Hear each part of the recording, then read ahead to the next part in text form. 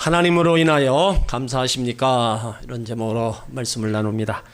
시편 136편은 우리가 하나님께 감사해야 할 이유를 분명하게 기록해 놓고 있어요. 나를 창조해 주셨기 때문에 감사하고, 나를 죄에서 구원해 주셨기 때문에 감사하고, 나의 대적을 물리쳐 주시며 나를 보호해 주시니 감사하고, 나를 먹이시니 감사하다 고백하고 있어요. 그래서 첫 절부터 끝절까지 보면 다 감사로 기록되어 있어요. 이것은 평생 감사하며 살아가라는 거예요. 하나님의 은혜를 생각하고 또 생각하면서 평생 살아가라는 의미가 담겨져 있는 것입니다. 예수 믿는 우리는요, 반드시 하나님께서 주신 구원과 은혜에 감사가 있어야 됩니다. 하나님 우리에게 너무나 많은 은혜를 베풀어 주셨어요. 그 은혜를 잊지 말아야 됩니다. 오늘 우리가 여기까지 온 것도, 어제 같은 오늘을 또 사는 것도 다 하나님 주신 은혜로 우리가 생각을 해야 돼요. 어제까지 살고 오늘을 못 사는 사람들이 있어요. 그거 보면 오늘 우리가 또 하루를 산다는 것 또한 하나님께 감사해야 될 일이고, 그동안에 힘든 일, 어려운 일, 많은 일 있었잖아요. 그래서 그 가운데서도 하나님 또 이겨나가게 하시고 또 은혜 주셔서 그 문제 어려움들을 또 해결해 주시고 하나하나 풀어주셨던 거 하나하나 생각해 보면 정말로 감사하지 않을 수 없는 거예요. 그래서 우리는 평생 갚아도 갚을 수 없는 하나님의 은혜와 사랑에도 감사하며 살아야 될 줄 믿습니다. 많은 사람들이 일의 결과에 따라서 감사를 해요. 환경이나 일의 결과에 따라서 감사하는 것은요, 온전한 감사가 될 수 없습니다. 건강, 물질, 명예, 좋은 환경, 그것은 영원하지 않아요. 다 언젠가 변하는 겁니다. 있다가도 없어지는 것들이에요. 그래서 변화에 따라서 감사하는 것은 절대로 감사할 수가 없다는 거예요. 성도는요, 감사가 삶의 동기가 되어야 된다는 거예요.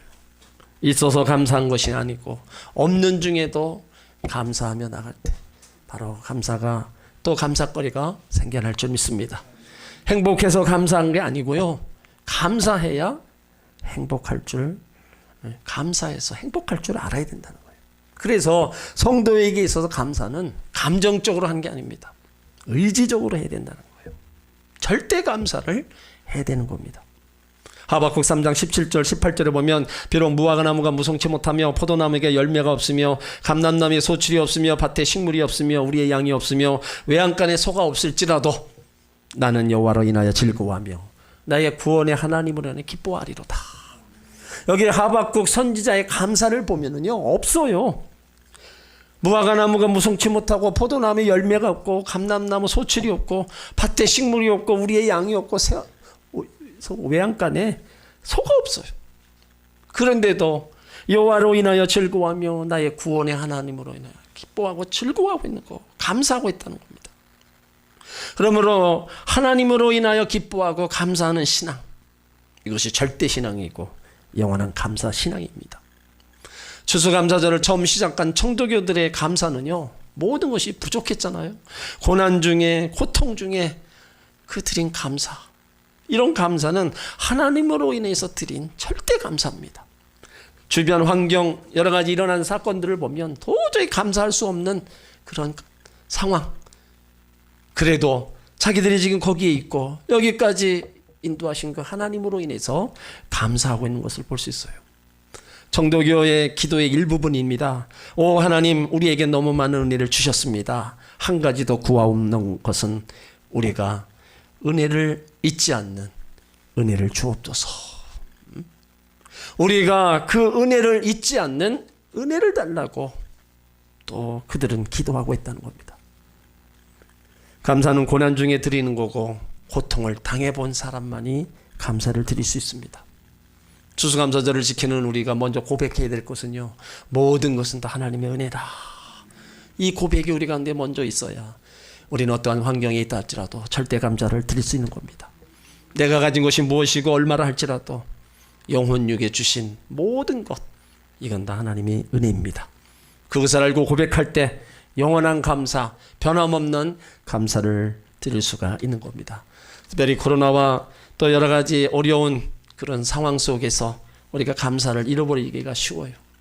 여러 가지 환경 제약을 받고 사회적 거리두기로 인해서 간접적인 자유가 박탈되는 일상의 삶, 감사와 기쁨보다는 고통, 시련, 아픔과 눈물이 먼저 앞서기도 합니다. 그러나 그 현실적으로 감사하는 것이 아니라 본질적인 감사, 그리 아니하실지라도 그럼에도 불구하고 감사를 할 수 있는 저와 여러분이 되어야 될 줄 믿습니다. 우리 인생의 힘든 시간 속에 우리는 최종적인 우리의 생활 속에, 우리의 영적인 모든 삶 속에 구원은 내게 있는 것이 아니잖아요. 하나님께 있음을 우리는 알잖아요.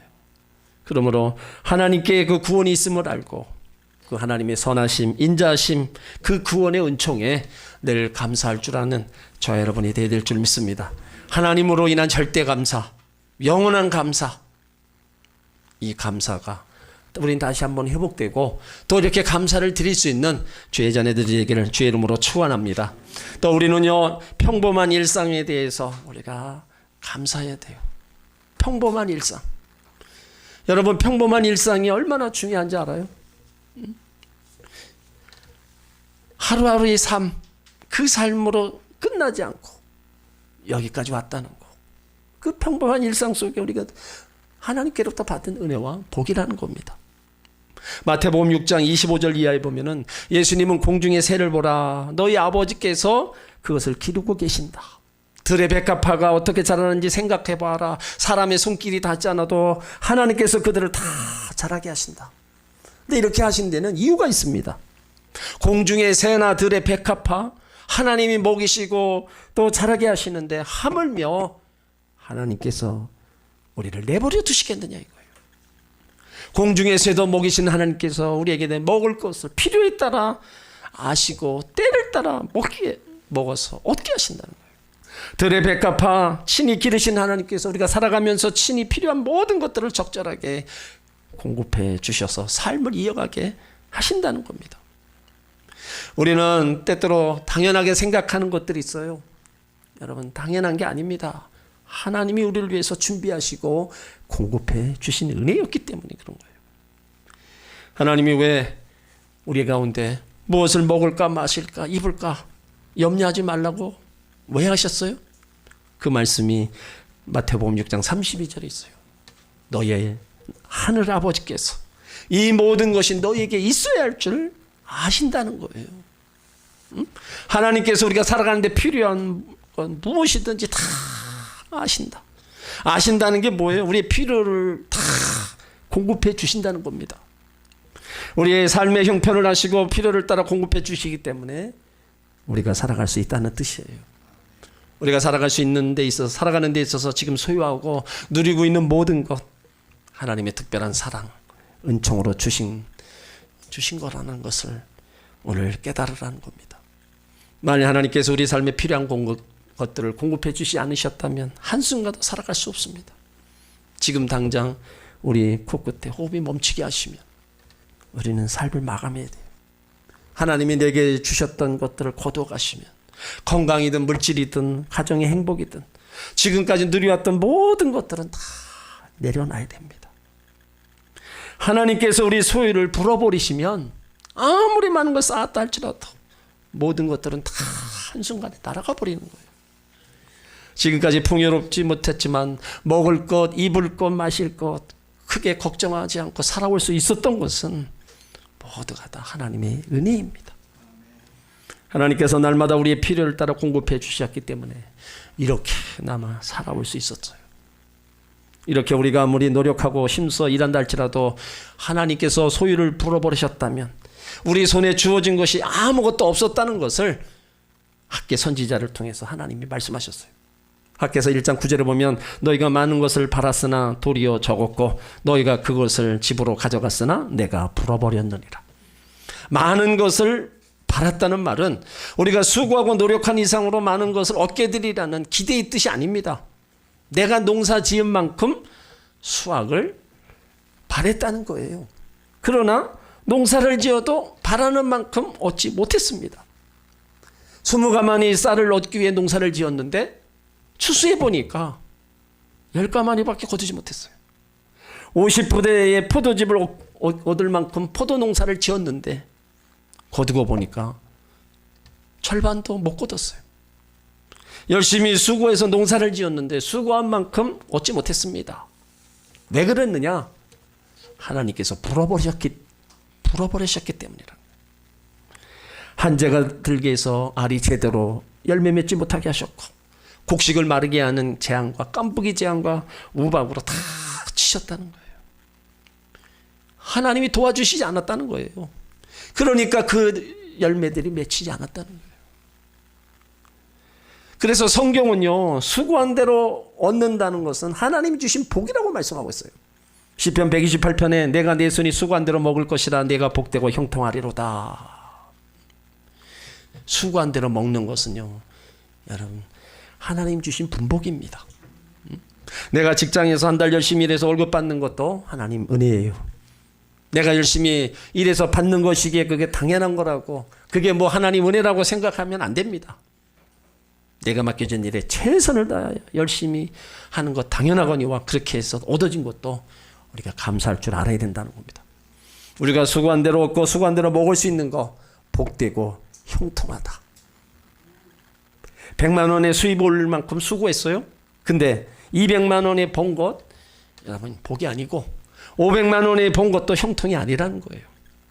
100만 원의 수익을 올릴 만큼 수고했다면 100만 원에 버는 것이 복이고 그것이 형통이라는 거예요. 왜 그래요? 성경은요, 기적 같은 일이 일어나야만 복받은 것이라고 말씀하지 않습니다.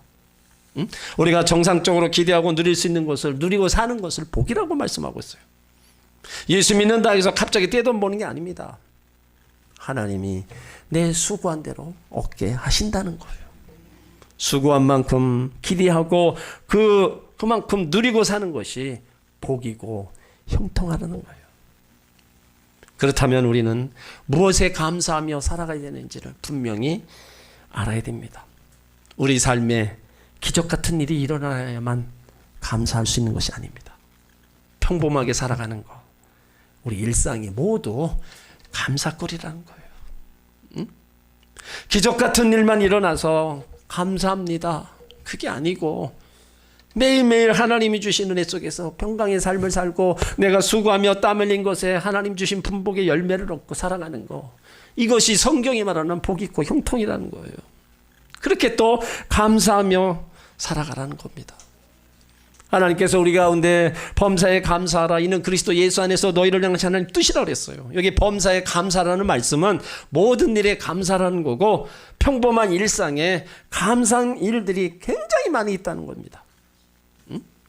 어떤 특별한 일이 내게 일어나기를 기대하기에 앞서 지금 내게 주어진 삶 속에서 우리 하나님의 은혜의 손길, 사랑의 손길을 느낄 수 있어야 됩니다.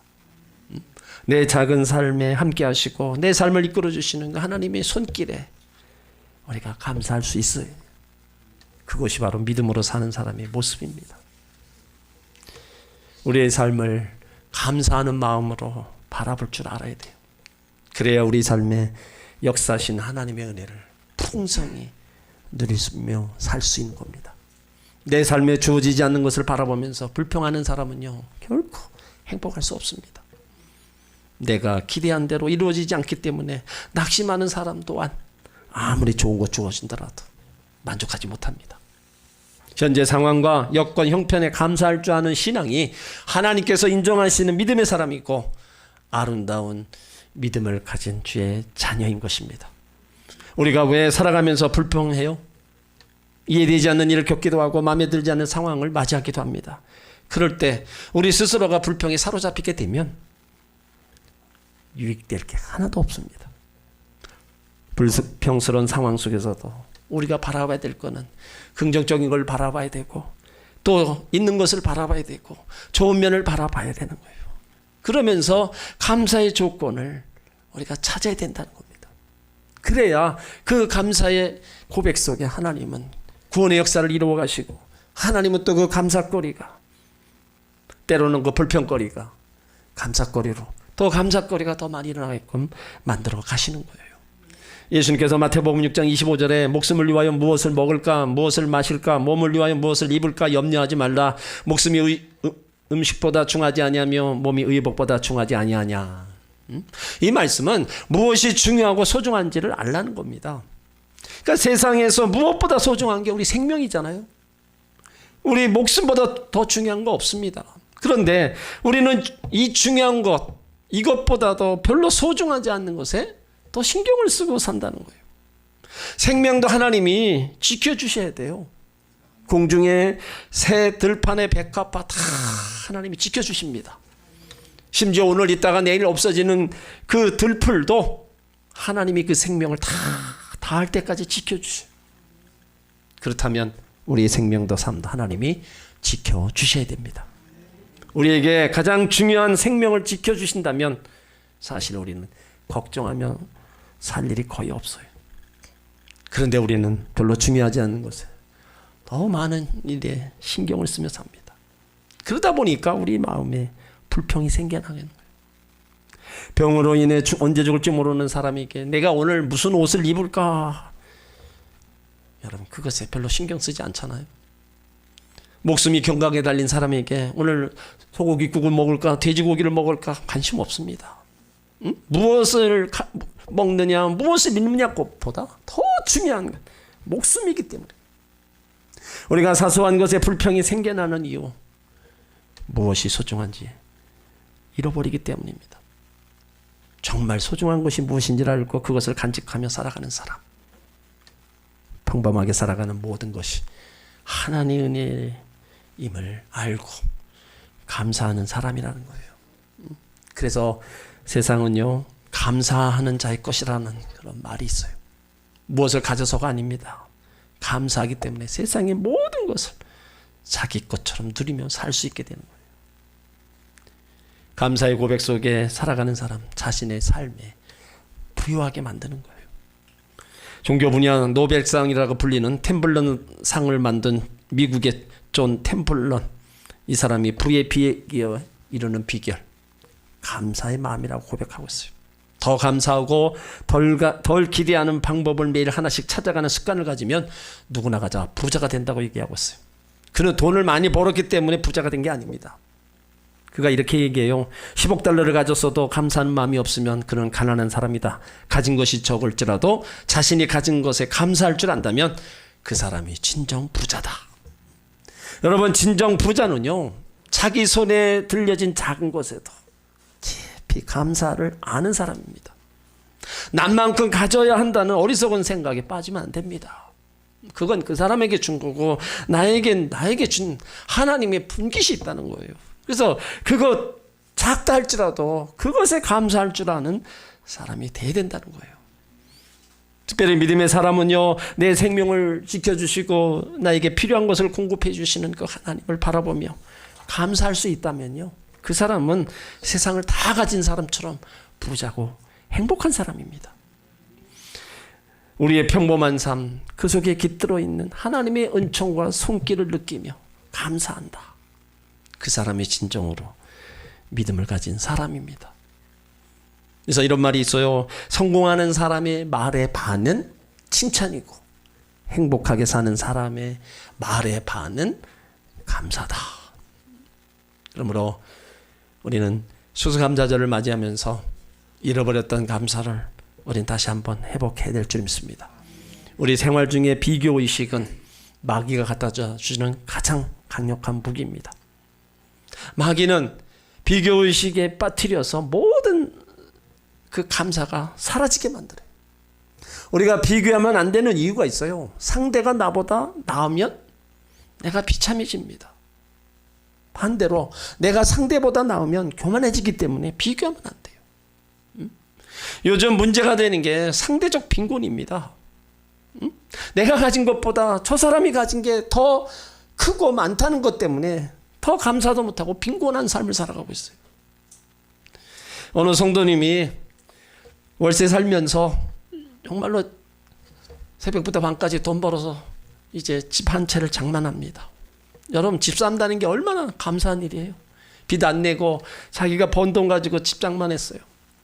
감사함으로 하나님 앞에 예배드리고 이렇게 살아가는데 어느 날 앞집에 큰 집을 짓고 있는 거예요. 집이 자기네 집에 비하면 엄청 큰 거예요. 그리고 이 집이 다 짓고 나서 이사 오는 사람을 보니까 그 집주인이 자기 학교 동창이에요. 그러니 그 마음이 어떻겠어요? 그냥 자기에게 준 그 집에 대해서 감사하고 그럼 되는데 자기 동창을 보니까 저렇게 대골 같은 집에 사니까 감사는커녕 불평이 터져나오는 거예요. 여러분 이렇게 비교하면은요 비참해지는 거예요. 절대로 비교하면 안 됩니다. 그냥 하나님이 나에게 주신 거 그것에 감사하며 초막에 살아도 그런 사람이 행복하게 사는 사람이에요.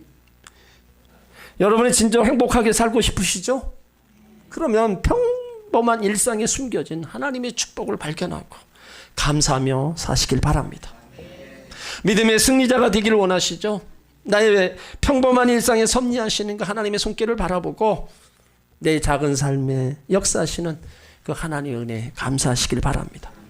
그것이 우리를 행복하게 만들어주고 승리의 삶으로 이끌어 가는 겁니다. 우리가 아침에 일어날 때 눈을 뜰 수 있다는 거 여러분 감사해 보셨어요? 눈 뜬 후에 화장실 가는 거, 내가 걸어서 화장실 가는 거, 일상이 힘들지만 오늘도 출근할 수 있는 일터가 있다는 것에 감사해 보셨어요? 오늘 하루 숨을 쉬며 하루를 시작할 수 있다는 거, 나에게 손이 있어서 누군가 악수하고 누군가 흔들어 줄 수 있다는 것에 우리가 감사하며 살아가고 있는가? 낙엽이 지는 가수를 바라보면서 걸을 수 있는 거, 누군가 만나서 즐거이 이야기할 수 있고 계절의 변화를 느껴가면서 추위를 느끼는 거, 이런 모든 것에 우리가 일상의 삶 속에 얼마나 우리가 감사하며 살아가고 있는가? 사람들은 그것이 우리 삶에 당연한 것처럼 생각할지 모르지만 사실은 우리에게 큰 축복임을 알아야 됩니다. 왜냐하면 하나님께서 우리에게 볼 수 있는 눈을 허락하지 않으셨다면 우리는 앞을 못 본 채 살아갑니다. 하나님께서 우리 삶의 소소한 것들을 허락하지 아니하셨다면 우리는 지금 어떤 것도 누릴 수 없어요. 먹을 것 주셔서 감사하고 건강 주셔서 감사하고 풍년 주셔서 감사하다는 것은요 가장 기본적인 일반적인 감사 차원입니다. 사람이라면 이런 기본적인 감사는 가지고 살아야 돼요. 가난하다가 부자가 된 것에 대한 감사가 아니라 형편과 처지에 있는 그대로 감사하며 살아야 된다는 겁니다. 그래서 우리는 주변에 어려운 사람들을 보면 깨달을 때가 있잖아요. 어느 날 나에게 깨달음이 옵니다.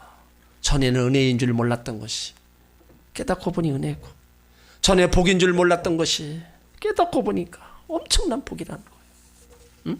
전에는 내가 불행한 줄 알았는데 깨닫고 보니까 나보다 행복한 사람이 없는 줄을 그때 아는 거예요.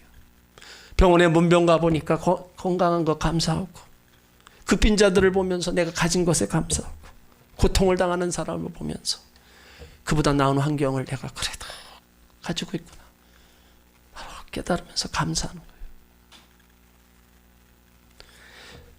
너무 평안이 지속되면 이 감사가 무뎌집니다.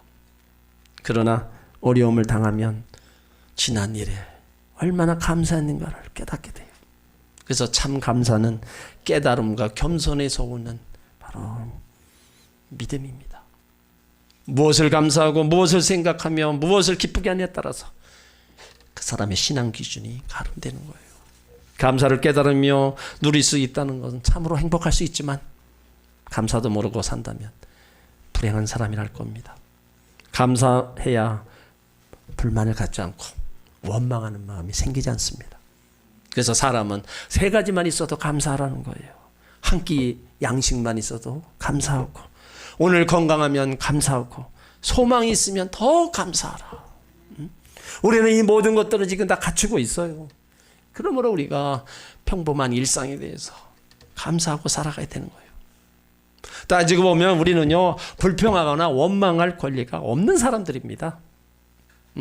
하나님 베푸신 그 은혜를 다 안 받은 것 없이 다 받고 있기 때문에 더 이상 원망과 불평하면서 살아갈 사람들이 아니에요. 철저하게 우리는 하나님으로 인해서 감사하고 내 평범한 일상에 하나님 함께 하신 그것으로 인해서 평생 감사하며 살아가야 될 주의 자녀들이라는 거예요.